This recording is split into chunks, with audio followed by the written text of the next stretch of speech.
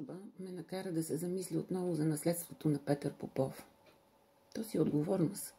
30 на масла, много пастели, рисунки, скици, писания. Архивирай всичко. Ти ме учеше да боядисвам рамките първо с маслена боя. Преливно. Не, първо улия с червена с някаква поливка, после отвън с приливане, накрая восък. Пак минах през процеса на реставрацията. Рамките са също част от Петър Попов и епохата. Той си е измислил профила и ножа, той ги е довършвал. Имаше добре оборудвано занаятчийско кюше в ателието, където майстореше макети, прототипи и измисляше утилитарни неща. Самосмивачка от презерватив и други.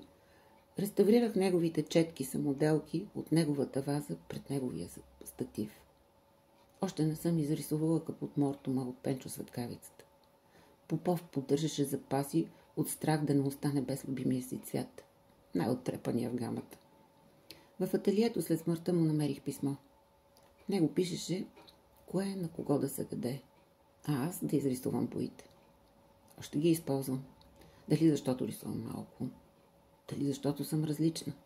Капут мортумът ме гледа с укор свеж и неизползван. Има малко променени неща.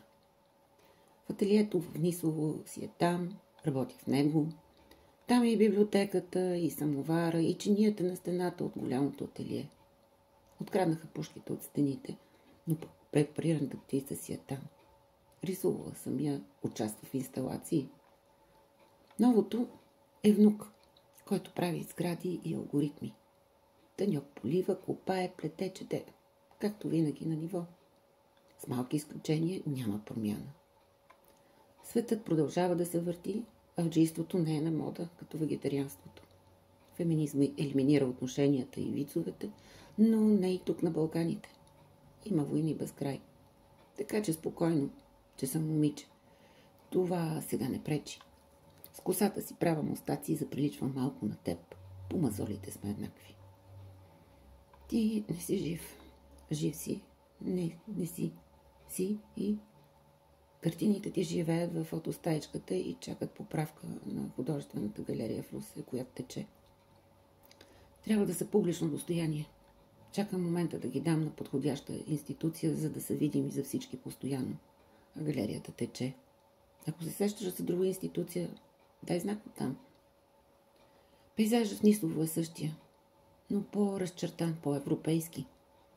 Не е имал земетресения, вулкани, нови планини и коренни фундаментални промени.